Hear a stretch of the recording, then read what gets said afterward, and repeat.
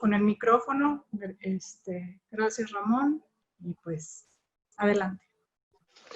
Muchas gracias. Bueno, primero que nada, muy buenas tardes a todos. Será la tercera vez que lo digo, pero no me cansaré de repetirlo. Siempre es un placer estar con ustedes. Siempre las reuniones con los profesionales inmobiliarios para mí son muy provechosas y las disfruto mucho. Entonces, para mí es una gran oportunidad esta ocasión para poder compartir otro tema un poco diferente de los que hemos compartido. Normalmente vengo con temas que dan un poco de temor. El de hoy no es para menos, pero tampoco es tan delicado como la extinción de dominio o como el lavado de dinero. Cuando platicamos, Fernando y yo, sobre el posible tema que esto pudiera, al que le pudiéramos dedicar tiempo, yo le hacía el comentario del tema de los condominios, porque me parece que es un tema que, además de que han ido proliferando en la ciudad los inmuebles que están constituidos bajo este régimen, es un régimen que se conoce poco y es un régimen que ha tenido una evolución pues un poco rara, porque se basa mucho en lo que la gente cree en torno a los condominios o en lo que la gente supone en torno a los condominios. Y entonces, bueno, la idea hoy, no voy a ser muy extenso en la exposición porque me parece que sería mucho más redituable para el provecho de todos el que podamos tener intercambios sobre cuestiones específicas y dudas que surjan sobre esto que les voy a comentar. Básicamente, el régimen de propiedad en condominio, vamos a decirlo así, es relativamente nuevo relativamente nuevo en cuanto a la legislación en San Luis Potosí, pero es un tema que tiene incluso un par de miles de años. El régimen de propiedad en condominio se regía en Roma y los modelos de regulación condominal y de copropiedad que se tenía en aquel entonces, básicamente han pasado a lo largo del tiempo al derecho mexicano. Sin embargo, cuando digo que es relativamente nuevo, es porque el Código Civil hasta el año de 1966 hablaba de la copropiedad, punto. Es decir, la copropiedad es ese bien inmueble que le pertenece a varios propietarios. ¿De qué manera? Pues en la proporción que hayan acordado y si no hay un acuerdo específico, por partes iguales, en donde un solo bien le pertenece a todos y evidentemente todos tendrán derecho de la misma forma y en la misma medida a ese bien o a los productos del bien o al valor del bien en caso de que se vendiera. Sin embargo, en el año de 1966 se agrega un artículo al Código Civil del Estado, que es el artículo 896 bis, que regula lo que es el régimen de propiedad y condominio, y ahí aparece ya la expresión de condominio, de los edificios divididos en pisos, departamentos, viviendas o locales. No estaba contemplado en esta ley que el condominio pudiera ser algo distinto que eso, edificios divididos en pisos, locales, departamentos, etc. Esta ley estuvo vigente de 1966 hasta el año 2005. En el 2005 se expide una nueva ley de condominios, queda sin efecto la anterior, y en el 2015 se expide una tercera ley que es la que está vigente actualmente. Sin embargo, el condominio ha tenido un desarrollo paralelo. Es decir, así como en 1966 se entendía el condominio como un edificio dividido en pisos, departamentos, viviendas o locales, realmente fue evolucionando y se empezaron a constituir condominios horizontales. Condominios que son fraccionamientos o condominios mixtos, pero fraccionamientos que tenían esta particularidad o mixtos que tenían esta particularidad. Y entonces empezaron a fijarse más en el tema condominal las autoridades administrativas. Ya no era solamente la construcción de un edificio, sino de alguna manera tenían que entrar un poco más allá del régimen de propiedad. Y entonces empezamos a ver que en las leyes que regulan el desarrollo urbano empiezan a aparecer disposiciones que tienen que ver con condominios. En el Código Ecológico y Urbano, 1991, luego en la Ley de Desarrollo Urbano, las diferentes leyes de desarrollo urbano, y finalmente en la Ley de Ordenamiento Territorial y Desarrollo Urbano que está vigente actualmente. Sin embargo, todo lo que se regula en esas leyes es realmente la construcción y la forma de desarrollar los condominios, pero no su régimen interno. Su régimen interno está sujeto a la ley sobre el régimen de propiedad y condominio, que es una ley completamente independiente. Por lo mismo de la actividad a la que ustedes se dedican, no me voy a meter en la parte que tiene que ver con la Ley de Ordenamiento Territorial y Desarrollo Urbano, salvo en alguna mención que casualmente haga sobre ella, porque me parece que lo que tiene que ver más con el mercado inmobiliario van a ser algunas de las cuestiones que les voy a contar en relación con la ley. Y primero que nada tendría que dar una justificación de por qué del tema y qué es lo que a ustedes o por qué a ustedes les puede interesar el tema condominal. Bueno, si nosotros vemos todo lo que es el desarrollo de vivienda en San Luis Potosí, y al hablar de desarrollo de vivienda me estoy refiriendo a desarrollo residencial, a desarrollo popular, a edificios, a cierto tipo de fraccionamientos que se pueden estar construyendo en todas partes. Vemos nosotros fraccionamientos cerrados. No necesariamente un fraccionamiento cerrado es un condominio. Y esta es una primera cuestión que es importante saber, porque dentro del mercado inmobiliario, los condominios como condominios tienen un valor y los fraccionamientos cerrados tienen otro. Y los fraccionamientos abiertos tendrán un tercer valor. En segundo lugar, porque cuando se realiza la agencia de una operación de compra-venta de inmuebles, hay información que se relaciona con el tema condominal que se tiene la obligación de hacer constar en la escritura, que se tiene la obligación de conocer para poder informársela al comprador, y también la tiene que conocer el vendedor para saber qué es lo que está vendiendo. La falta de cumplimiento de algunos requisitos, el no dar cierta información o el no tener regularidad en algunos de los casos, como los que voy a comentar, inciden en el valor y en el riesgo que puede representar la operación inmobiliaria. Es decir, si yo voy a comprar un inmueble en donde yo estoy pensando que estoy comprando dentro de un régimen de condominio y resulta que no es así, yo ya estoy haciendo una operación en la cual posiblemente yo hasta pudiera demandar la nulidad porque ya hay elementos de los que yo no tenía conocimiento y que probablemente me hubieran llevado a tomar una decisión distinta, si es que lo hubiera sabido anteriormente. O a lo mejor a la inversa, a lo mejor me hubieran llevado a interesarme más teniendo tal o cual información.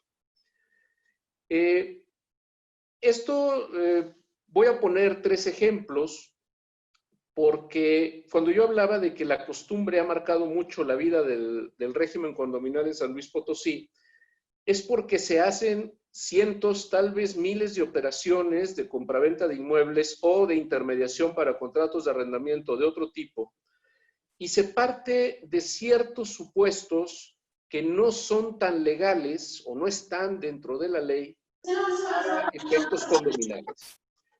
Voy a poner un primer ejemplo. Y concretamente me voy a referir al Club Campestre de Golf, al fraccionamiento potosino de golf. ¿Por qué me voy a referir a él? Porque el fraccionamiento potosino de golf es tal vez el emblema de los fraccionamientos privados, con un control de acceso, con una asociación civil que se dedica a la administración de todo el fraccionamiento y que sin embargo no es un condominio. Fraccionamiento Campestre se constituye en el año de 1960 a través de la constitución de una sociedad civil por acciones que existieron en aquel entonces, en donde se deciden constituir esta sociedad para fomentar el deporte y específicamente el tema del golf. Esta sociedad compra un inmueble, toda esta extensión de terreno que es el campestre, hacen el club, hacen los campos y se deciden también a tener vivienda dentro de lo que es este mismo inmueble. En realidad, no estamos en presencia de un condominio porque la diferencia de una propiedad individual, como es este caso, que pertenece a una persona moral llamada Fraccionamiento Potosí, Club Campestre, para darles el nombre exacto, es el nombre de la sociedad, es permítanme un momento. Es Club Campestre de San Luis, Sociedad Civil Particular por Acciones. Esta es la escritura constitutiva. ¿Qué es lo que sucede? Y aquí me voy a referir al concepto de condominio. ¿Cómo diferenció una copropiedad de un condominio? En los dos casos hay copropietarios, hay condueños. Nada más que en el condominio tenemos la propiedad dividida en dos. Una parte que es privativa, que es mía, y una parte que nos pertenece en común a todos los copropietarios. Es decir, si estuviéramos en el caso del campestre, el fraccionamiento potosino de golf sería dueño de los campos, del club y de una parte proporcional de las calles.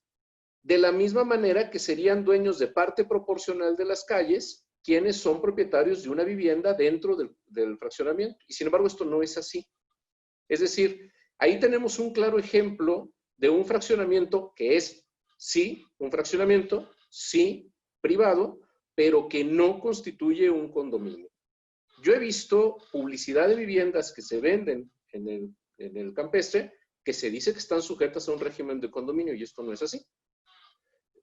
Voy a volver sobre el campestre un poco más adelante. Otro ejemplo. Tenemos los fraccionamientos, como el caso del Tangamanga, fraccionamiento Tangamanga, en donde se cerraron algunas calles, se pusieron rejas, se pusieron casetas de vigilancia y en donde en realidad lo que tenemos nosotros en esos casos es un despojo de la propiedad municipal por parte de los vecinos que se apropiaron de la vía pública, que es propiedad del ayuntamiento, que funciona como si fuera un fraccionamiento privado, pero que en realidad el ayuntamiento es el dueño de las calles y por lo tanto tampoco es un régimen de propiedad en condominio. Y tenemos el caso de fraccionamientos como Villantigua, como Miravalle, como La Loma, como el Club de Golf La Loma, en donde sí son regímenes de propiedad en condominio. ¿Por qué? Porque hay viviendas individuales y cada vivienda representa un porcentaje, a su vez, de lo que tienen derecho sobre las calles. Si, por ejemplo, el fraccionamiento La Loma en algún momento, los 289 propietarios de inmuebles en el fraccionamiento La Loma se decidieran a vender como tal el fraccionamiento, independientemente del valor de las viviendas, recibirían una parte proporcional del valor de las calles y de las áreas comunes porque tienen derecho a ese proindiviso en el régimen condominial. Entonces tenemos ahí tres ejemplos de fraccionamientos que podríamos pensar o que nos podría llevar a la idea de que son fraccionamientos condominales y no lo son. ¿Dónde radica entonces lo que nos puede interesar hoy en esto? ¿Cuáles son estas diferencias entre uno y otro? Bueno, tratándose de los fraccionamientos privados, es decir, el caso del campestre, o aunque tiene un dueño todo el resto del conjunto que no son las viviendas individuales, o el caso de las calles cerradas en fraccionamiento Tangamanga, donde cada quien tiene su vivienda, pero la calle es del municipio. Cada persona propietaria de un inmueble en lo individual tiene sus derechos, tiene sus obligaciones y podrá eventualmente estar de acuerdo con el resto de sus vecinos para tomar ciertas decisiones en conjunto, pero nada les obliga a que esto sea así.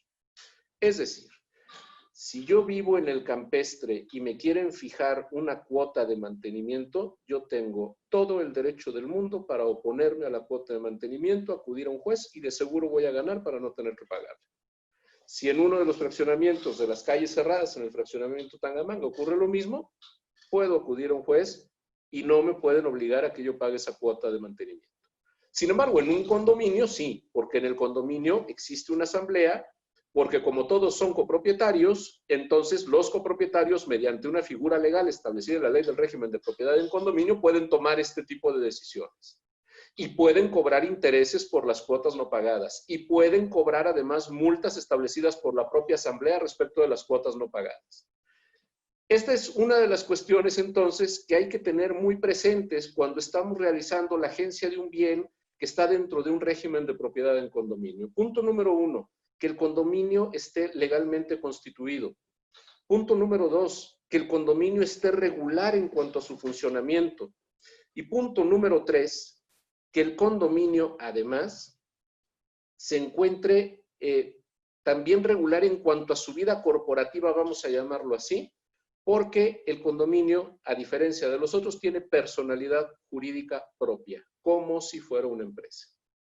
Me voy a referir a cada uno de ellos. Cuando hablamos de que esté constituido legalmente el régimen de propiedad en condominio, existen dos maneras de poderlo hacer. Una que es muy común en San Luis Potosí y otra que es la que marca la ley como la habitual. Me refiero, pueden tener el mismo origen, pero habitual en cuanto a cómo debería de ser. Normalmente, si yo soy propietario de un inmueble grande en extensión, voy a hacer un fraccionamiento, hago el proyecto de un fraccionamiento privado y entonces decido constituir de manera unilateral un condominio.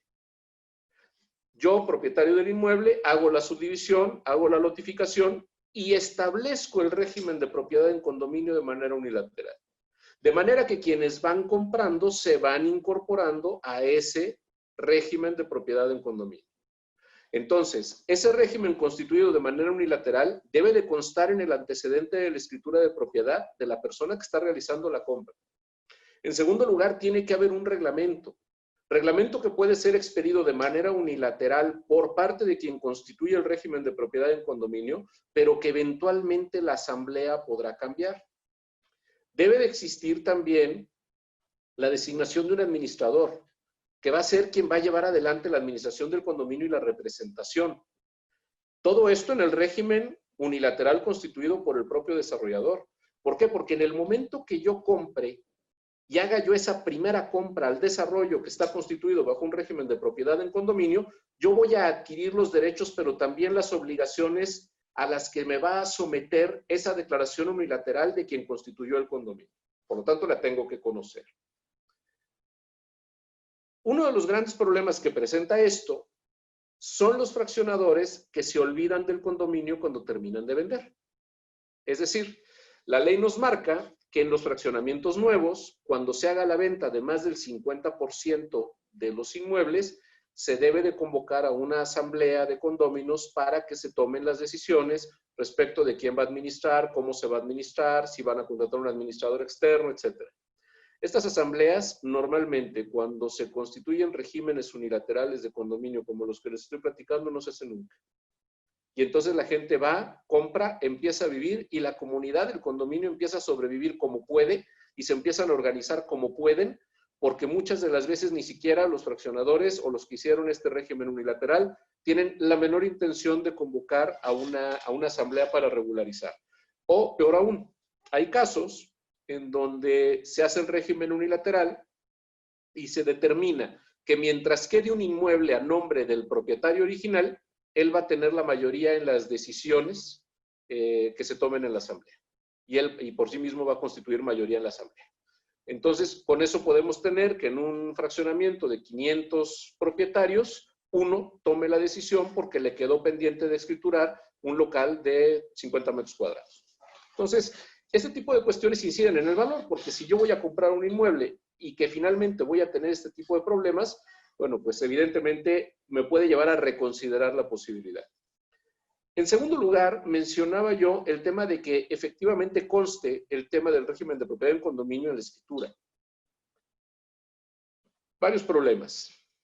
El primero de ellos, cuando se empieza a desarrollar el fraccionamiento, existe un reglamento del condominio y resulta que cuando se vende el último de los lotes, ya existe un reglamento distinto porque el propietario originario lo fue cambiando sin informarle a los propietarios o a los nuevos compradores. Y esto sucede también en los edificios, no nada más en los fraccionamientos. Tenemos casos de edificios que tienen 40, 50, 60, 100 departamentos, donde el reglamento que conoció quien compró el primer departamento no coincide con el reglamento del que compró el último. Pero adicionalmente, en la escritura debe de mencionarse que está sujeto al régimen de propiedad en condominio.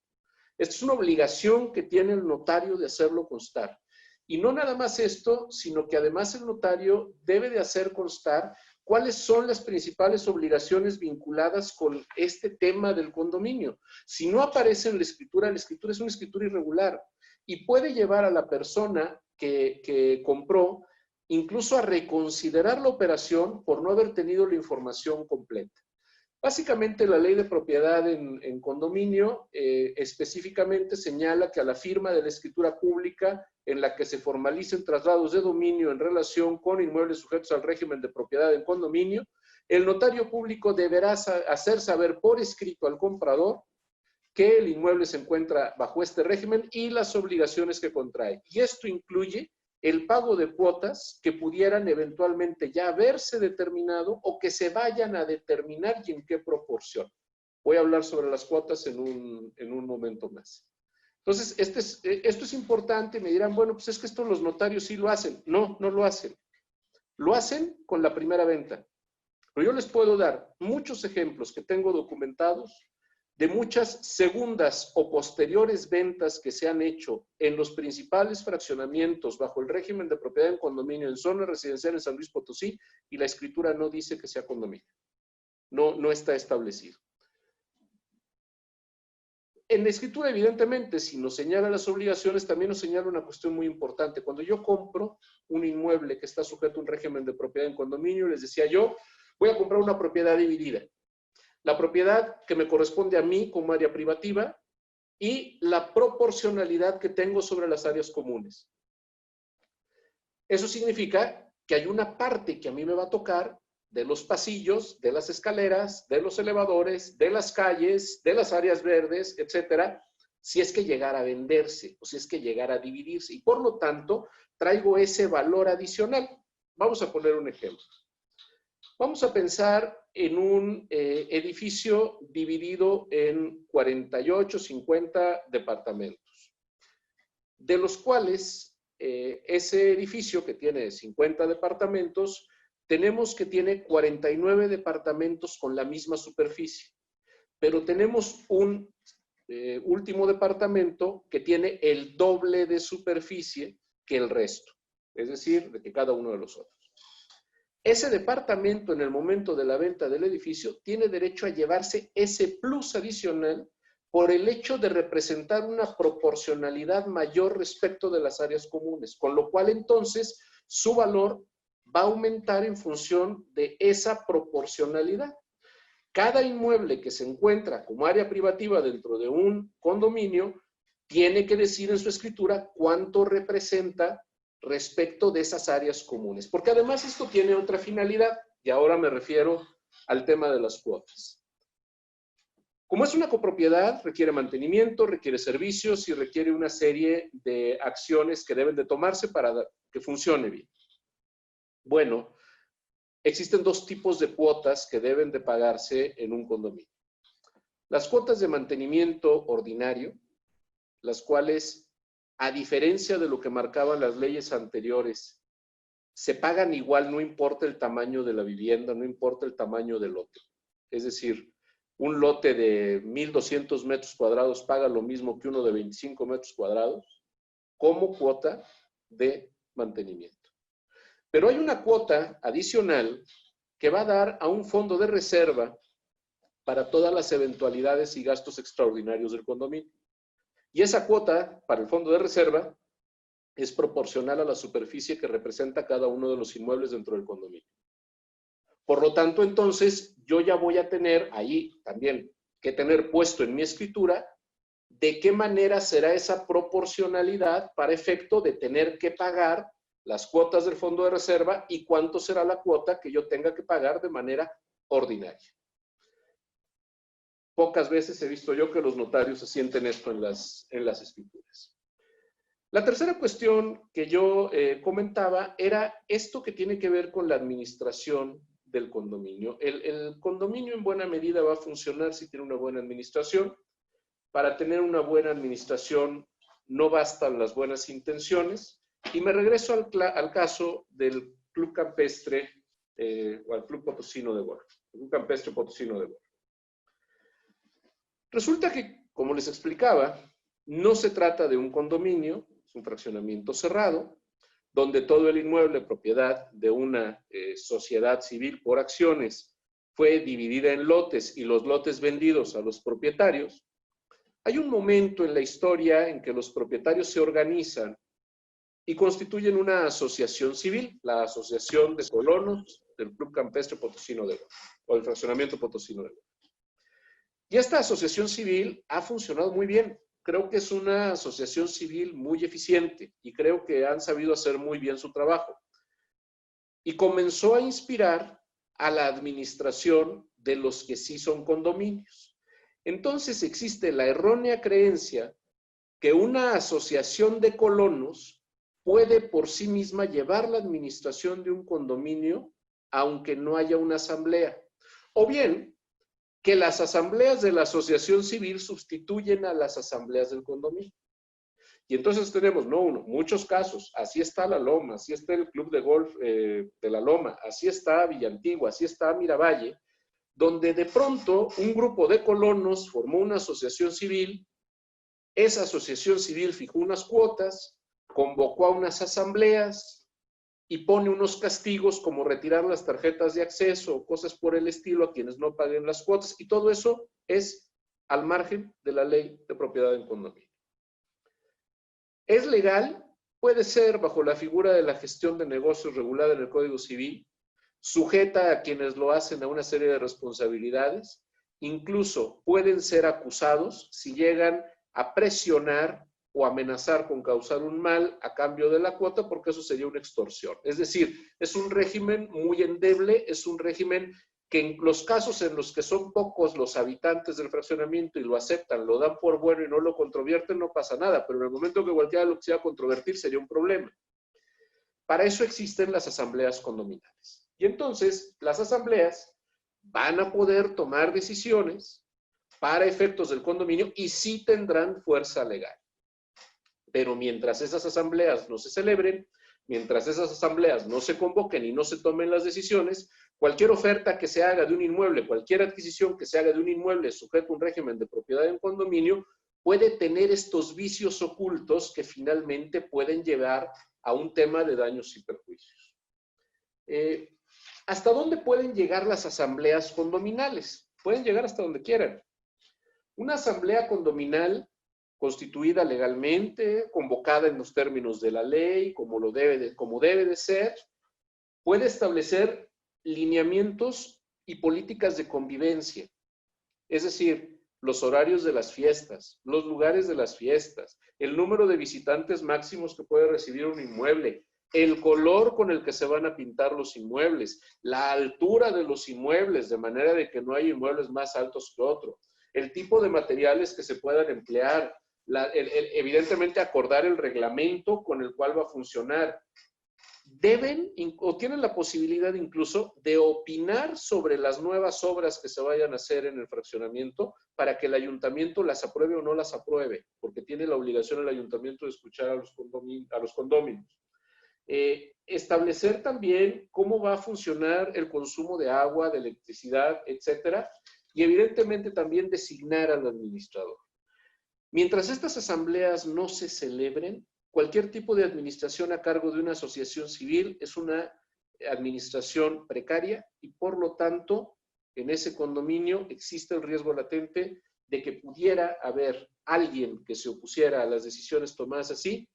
Automáticamente cualquier conflicto de esta naturaleza bajaría enormemente el valor que pudiera tener la operación de compraventa del inmueble. Y les voy a dar, mencionaba yo otros casos, algunas otras cuestiones que se refieren también a veces este tema de los fraccionamientos que no nos queda como muy claro, que en algunos casos sí son condominios.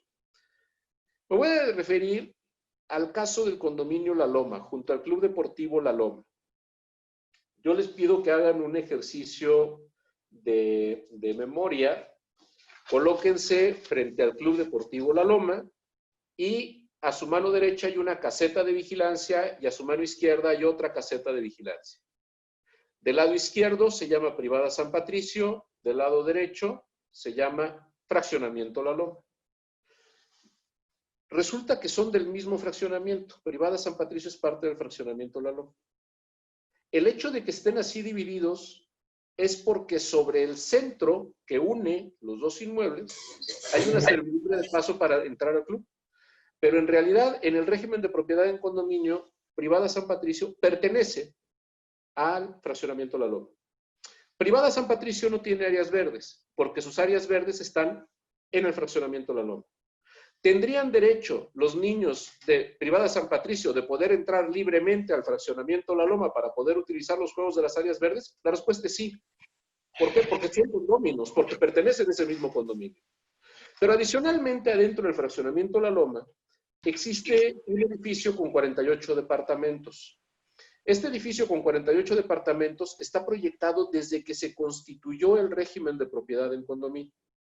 Y entonces tenemos un condominio dentro de otro condominio, lo cual implica que hay dos reglas distintas.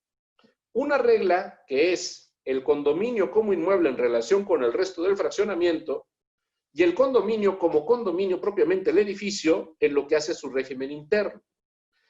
Cada departamento tiene derecho también a un proindiviso del fraccionamiento exterior y tiene derecho a un proindiviso del edificio. Sin embargo, los miembros del fraccionamiento exterior no tienen derecho al proindiviso interno del edificio y constituye lo que la ley llama un sistema condominal en donde tendrá que haber una asamblea del condominio externo, una asamblea del condominio interno y una tercera asamblea donde se junten los representantes de los dos.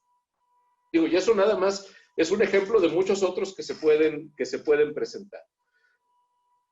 Otra cuestión que es importante destacar en esto es que el ayuntamiento tiene una serie de obligaciones, ya no que tengan que ver con el desarrollo urbano, sino vinculadas con la administración y el manejo de los condominios, en las cuales también ustedes tendrían que estar al tanto si están cumplidas o no, pero no les voy a dejar esa tarea, se las voy a contestar, no están cumplidas.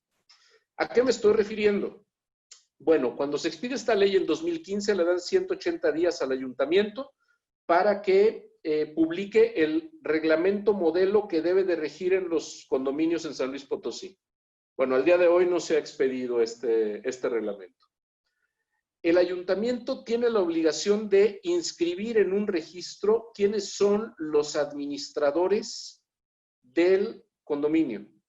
Tampoco llevan ese registro.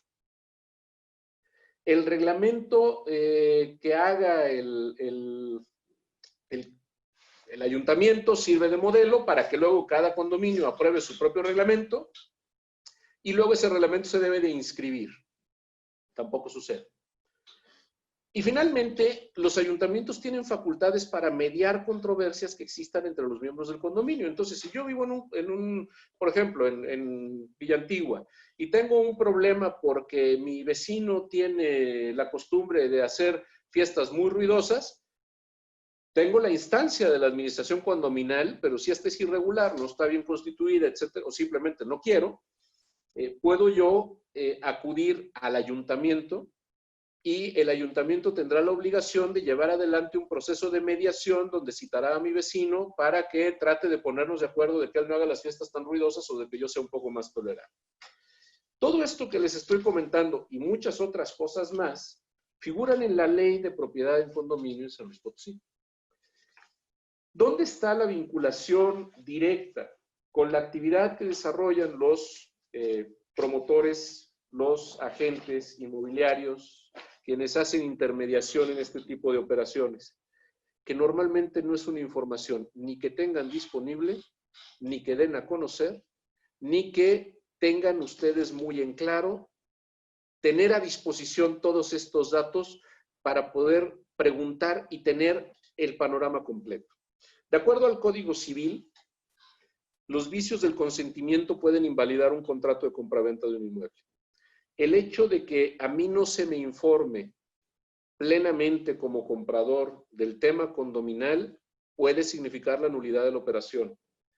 El hecho de que yo como vendedor oferte un inmueble con información falsa, es decir, diciendo que es condominio cuando no lo es, o bien sin dar la información necesaria para que el comprador tenga todos los datos suficientes para poder comprar libremente el inmueble con plenitud de voluntad y sin que exista ningún vicio en ese sentido, también puede ser causa de una responsabilidad o de que se termine anticipadamente el contrato, que por finiquitado o que se anule. Hay muchísimos temas. Menciono nada más así como curiosidad. En todos los fraccionamientos privados, en los edificios que están constituidos como régimen de propiedad en condominio, por ejemplo, hay cámaras de vigilancia.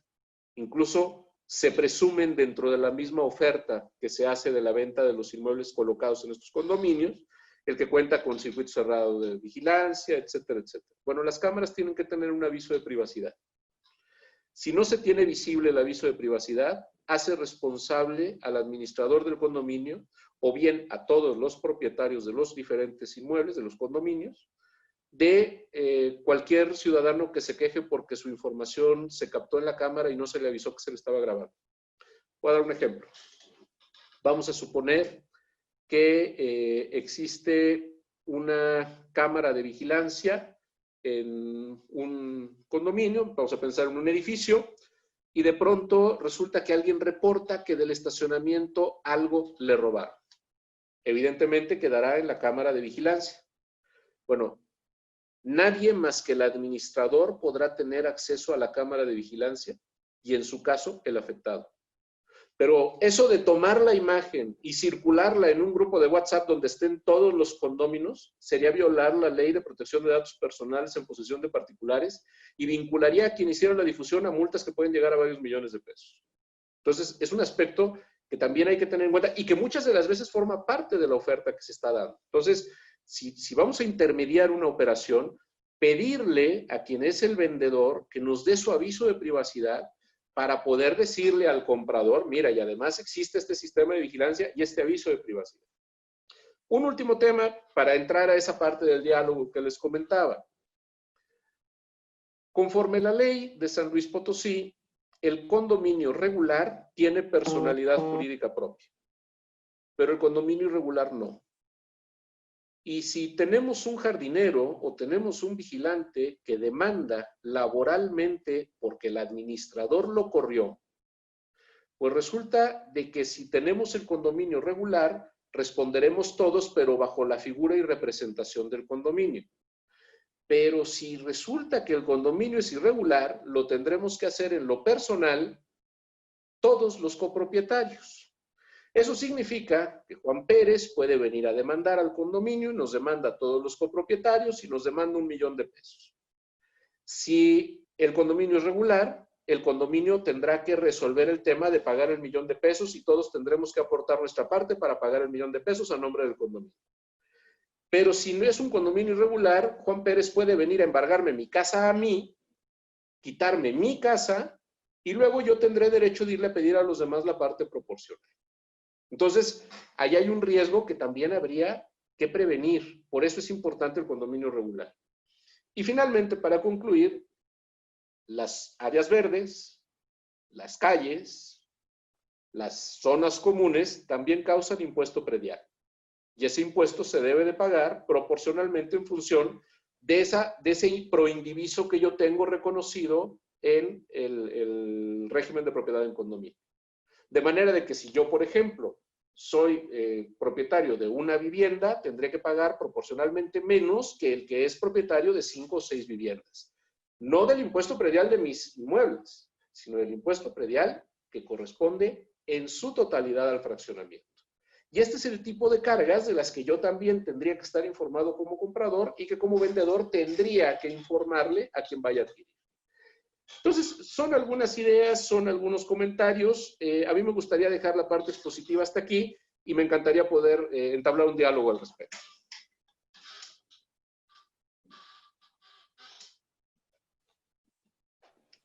Muy bien, licenciado, muchas gracias.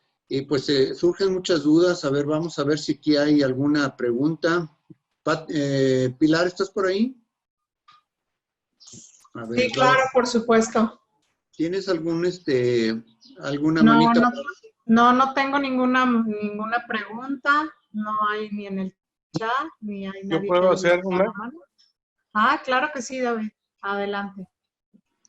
Soy Oscar Romero. Adelante, Oscar. Ok, mira.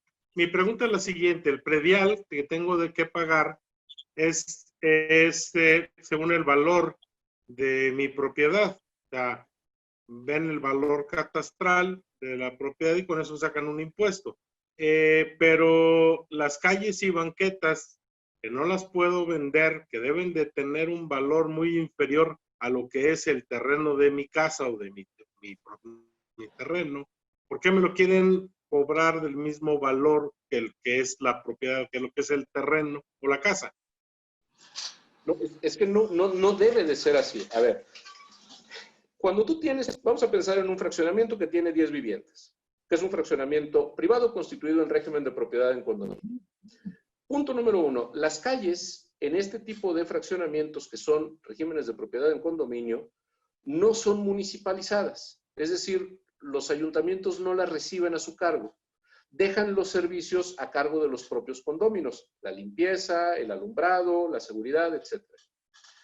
En ese caso, evidentemente, se tiene que calcular la proporcionalidad que a cada vivienda le corresponde respecto de las calles, pero evidentemente tendrá que asignarse un valor a la calle distinto del valor que le tienes que dar a la vivienda. Y entonces tendría que tener el ayuntamiento muy en claro que tu vivienda, una de las 10, paga un impuesto por lo que hace a su casa en función del valor y por lo que hace a la proporcionalidad de las áreas comunes de un 10% del total que correspondiera a las áreas comunes. De manera de que tendría que haber dos avalúos dentro de esa cuenta catastral que corresponde al fraccionamiento condominal. Una que corresponda a cada vivienda y otra que corresponda a las áreas comunes. Pero ahí hay un problema que va todavía más allá. En el caso del impuesto predial, resulta de que se están asignando valores de una manera un tanto irregular.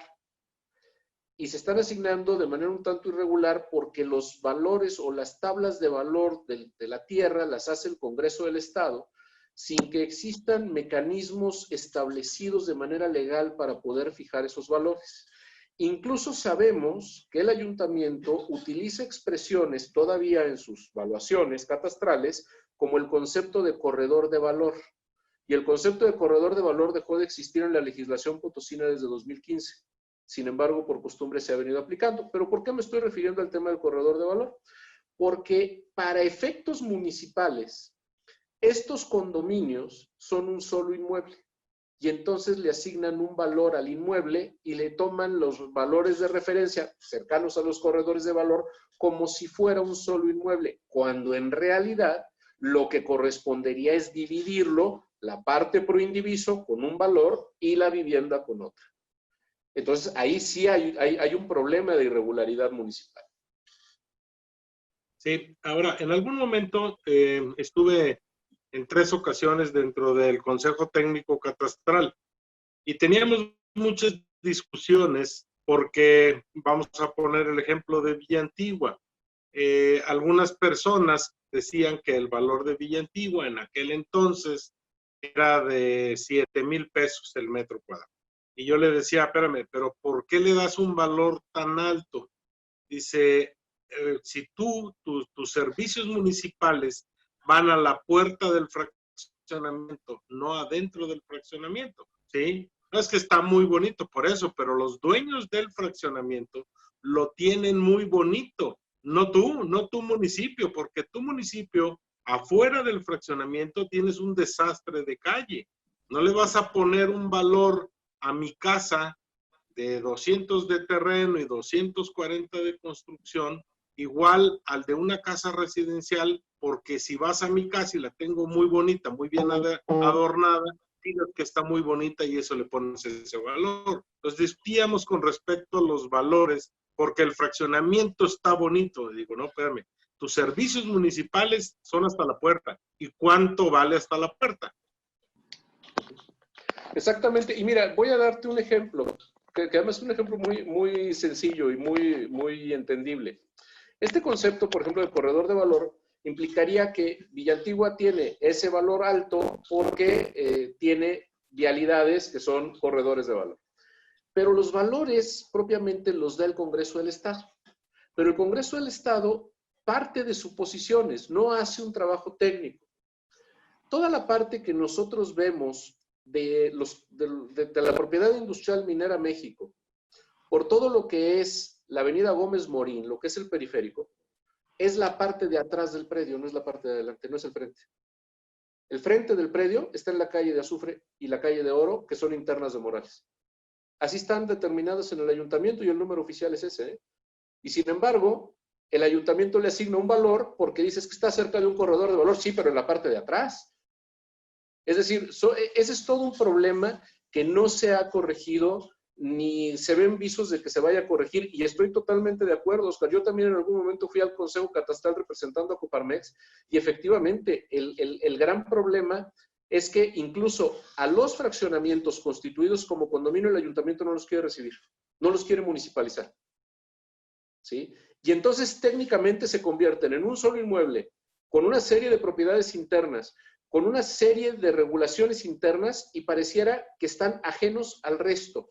Tenemos el caso de que en estos fraccionamientos incluso la policía no quiere entrar, ¿sí? Si fuera necesario que entrara, porque es que no es municipal. No, pero sin embargo Interapa sí cobra el agua. Claro. No, y aparte, fíjate, por ejemplo, ya que tú estuviste en el Consejo Técnico Catastral, nos dicen un mes y medio antes, aquí están 3,400 calles que necesito el valor para dentro de un mes y medio. La verdad es que ese trabajo no se puede hacer. Número uno. Número dos, lo terminas, lo entregas, obviamente mal hecho, y a la hora que entra a Cabildo, te lo rebotan y ponen otro precio.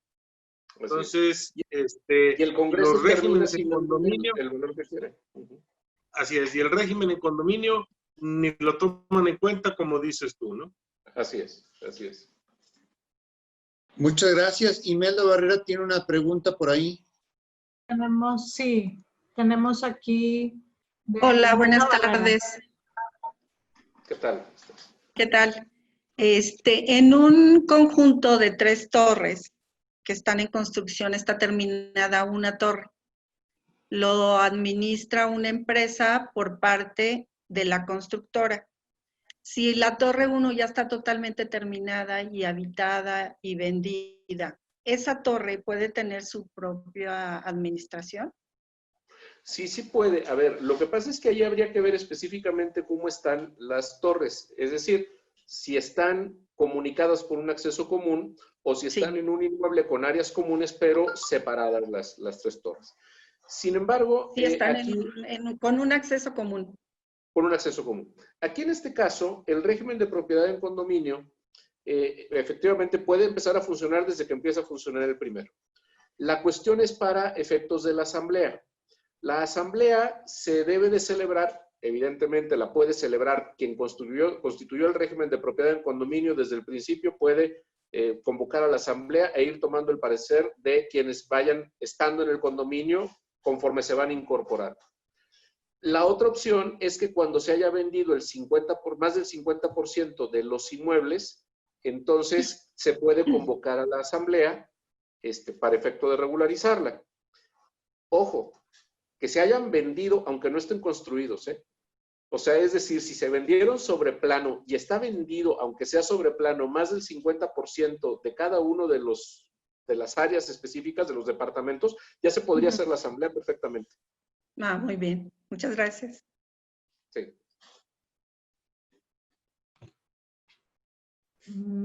Tenemos... No, sería todo, licenciado. ¿Alguien más tiene alguna pregunta? Yo, si me permiten hacer una pregunta. Sí, adelante. Sí, Jorge, una duda.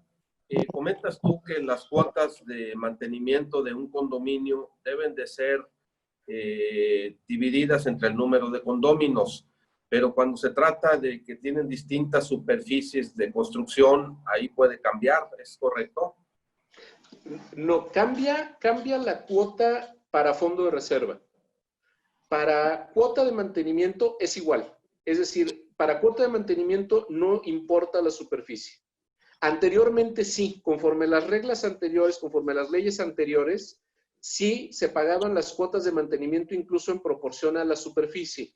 Incluso era todo un problema. Vamos a pensar en un edificio, tenías que calcular para poder cobrar la cuota como lo marcaba la ley anterior, tenías que calcular la altura a la que se encontraba el departamento y la superficie. ¿Por qué? Porque el de planta baja no tenía que pagar lo mismo que el de la última planta para efectos del elevador, entonces había que hacer una serie de cálculos. La nueva ley, la que está vigente, te establece 2 cuotas. La cuota de mantenimiento es igual, no importa la superficie, no importa la ubicación. Es una cuota única para todos los condominios. La cuota que va a dar al fondo de reserva, que además es un fondo obligatorio para todos los gastos distintos del mantenimiento cotidiano del fraccionamiento, esa sí es proporcional, esa sí tiene que ser en función de la superficie que representas del proindiviso. Correcto. Muy bien, era la duda que tenía. Gracias. Mi estimado abogado, ¿cómo estás? Jorge Alejandro Leotó. ¿Qué tal? ¿Cómo estás? Sí, si me permiten hacer esta pregunta. En los fraccionamientos en condominio horizontales, existe la figura donde el indiviso puede ser calculado de acuerdo a los servicios que le impactan. Vamos a pensar en una privada que tiene viviendas hacia el exterior, hacia vialidades públicas, y hacia el interior, hacia vialidades privadas. El indiviso se puede calcular de acuerdo al consumo de los servicios privados con los que cuenta el condominio, y no tendrías ningún problema con eso. Vamos, son 10 casas adentro y 10 casas afuera. Tal vez las casas de afuera le puedo prestar un indiviso del 0.001 porque utilizan vialidad pública, tienen frente hacia una vialidad pública, tienen alumbrado público, tienen vigilancia por parte de la policía municipal, etcétera. Y al interior le puedo dar el indiviso mayor, el 10%. Bueno, vamos dividiéndolos de esa manera. ¿Qué complicación le podrías encontrar tu abogado ahí? No, en ese caso no lo podrías hacer. Podría impactar en el tema de las cuotas. Uh-huh. ¿Sí? Eso lo podrías impactar en el tema de las cuotas. Pero para efectos del régimen legal de propiedad en condominio, tú tienes un solo inmueble dividido entre varios copropietarios. Y que esos copropietarios tienen áreas privativas y áreas comunes. De manera de que lo que establece la ley para poder establecer el porcentaje de indiviso es el porcentaje que tienes de propiedad individual, es decir, de unidad privativa. Esta superficie de unidad privativa te da la proporcionalidad del resto. Ya si tienes acceso a la vía pública, etcétera, etcétera, eso podrá incidir en cuotas y en algunas otras cuestiones. Mayores responsabilidades, en fin, pero no respecto del porcentaje de proindiviso. Correcto. Gracias, abogado. ¿Alguien más? ¿Alguna otra pregunta? Ay, Ramón, adelante. Gracias. Licenciado, actualmente cuando hace uno un trámite de propiedad en condominio ante el municipio, ¿tienes idea de cuánto tiempo se tarda hacerlo en un edificio, vamos a decirle, de 10 departamentos, una cosa así?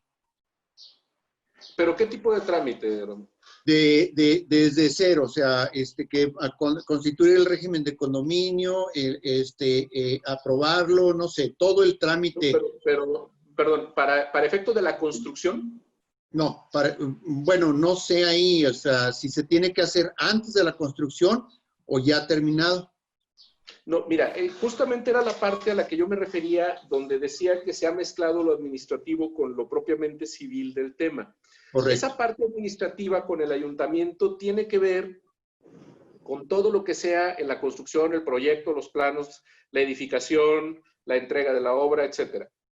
Lo que tiene que ver con el régimen de propiedad en condominio, tú registras ante el ayuntamiento tu administrador, pero lo registras para que se le reconozca personalidad, pero no es un requisito de existencia. El régimen de propiedad en condominio se constituye en un acta notarial, ya sea porque lo hace de manera unilateral quien va a desarrollar el proyecto, o incluso lo podemos hacer, a ver, me regreso al ejemplo de los fraccionamientos que cerraron calles, o las áreas que cerraron calles en Tangamanga. Decía yo, las calles son del municipio. Pero, ¿qué sucede si el ayuntamiento se las dona? Es decir, si el ayuntamiento llega y les regala las calles y se las escritura. En ese momento pueden constituir un régimen de propiedad en condominio con el regalo del ayuntamiento, repartiéndose en proindiviso la calle, y entonces ir con un notario y hacerlo. El régimen de condominio se constituye con un notario, se puede constituir en cualquier momento. Evidentemente, si el proyecto es desarrollar el condominio, formará parte de lo que hay que entregar en desarrollo urbano, pero también se puede hacer después. Y estos registros del reglamento o del administrador surten efectos de publicidad para ciertos efectos legales, pero no son requisitos de existencia. Entonces el condominio puede existir sin ningún problema. Ok, gracias.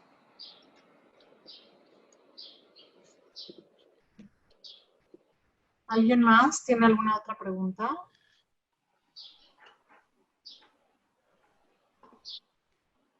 ¿Nadie? Yo. Adelante, don Hilario. Oye, Jorge, mira, yo soy abogado también. Quiero preguntarte en relación a lo que corresponde a las notificaciones, a ver si cabe en este apartado en el que estamos. Las notificaciones a los condóminos, que hay ocasiones en que se batalla para que te dejen entrar a los condominios y en algunas otras ocasiones no se tiene ningún problema y entras directamente hasta el domicilio del condomino y haces la notificación correspondiente. Pero cuando no te permiten la entrada al condominio, por indicaciones del mismo condomino, ¿ahí cómo lo manejas? A ver, es una pregunta muy importante porque encierra cuestiones que van mucho más allá de la mera notificación. A ver, un inmueble se constituye con un régimen de propiedad en condominio, el ayuntamiento autoriza la división, la notificación, la construcción de las casas, etcétera, etcétera. Pero nunca municipaliza el fraccionamiento. Esta municipalización implica que lo recibe el ayuntamiento para poderse hacer cargo de los servicios. Por lo tanto, se trata de un inmueble en el cual los servicios los van a seguir prestando los mismos que viven ahí. Alumbrado, agua, limpia, seguridad, etc. Eso no quiere decir que se trate de áreas de exclusión del régimen legal. Es decir, las leyes se siguen aplicando igualito adentro del fraccionamiento que afuera del fraccionamiento. Por lo tanto, si llega una autoridad con una orden de embargo del Servicio de Administración Tributaria, con una notificación de un juzgado civil o con un citatorio o con una orden de aprehensión de un juzgado penal, de un juez de control, tendrán que cumplir con pedir la autorización de entrar para efecto de que seguridad les deje el paso franco. No van a poder llegar a tumbar la pluma o la reja o lo que sea, pero tienen la obligación de dejarlos entrar. Si el condominio, en este caso la administración, niega el acceso, estaría incurriendo en un delito y sería penalmente responsable el administrador o quien haya dado la instrucción de impedir el ejercicio de la actividad de la autoridad. Y esto es muy común porque muchas de las ocasiones, evidentemente hay fraccionamientos privados donde viven personas que saben que los van a ir a visitar actuarios con órdenes de embargo y dan la instrucción de que no los dejen entrar. Pero en ese caso, quien hubiera dado la instrucción y si no se permite el acceso, estaría incurriendo en un delito de resistencia de particulares. Y es un tema muy común. Y no nada más es en el caso, te decía, Hilario, de notificaciones. Estamos hablando de créditos fiscales, estamos hablando de notificaciones que puedan tener que ver con cuestiones administrativas. Un ejemplo. Tengo un terreno dentro de un fraccionamiento sujeto a un régimen de propiedad en condominio, el condominio está funcionando, sea regular o irregular, yo estoy empezando a construir y estoy violando mi licencia de construcción. Puede entrar el inspector de obras y cancelarme la obra, sin lugar a dudas. Correcto. Gracias, Jorge. Muchas gracias, licenciado. Gracias. ¿Alguien más tiene alguna otra observación o pregunta?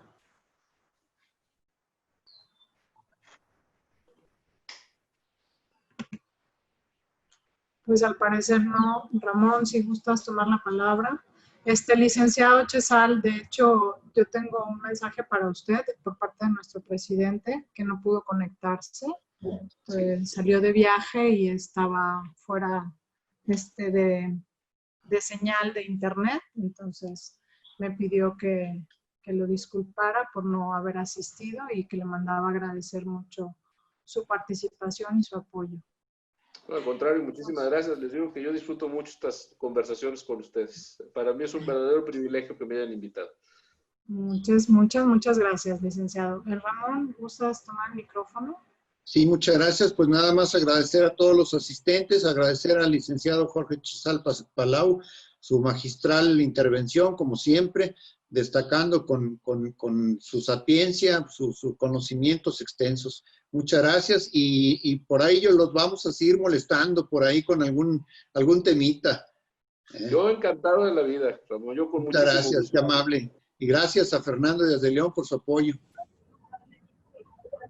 Muchísimas gracias a todos por su asistencia. Tenemos aquí una solicitud antes de que se retiren, por favor. Sí. Quisiera tomar la palabra Marcela para hacerles un anuncio por parte de SOC, si nos permiten.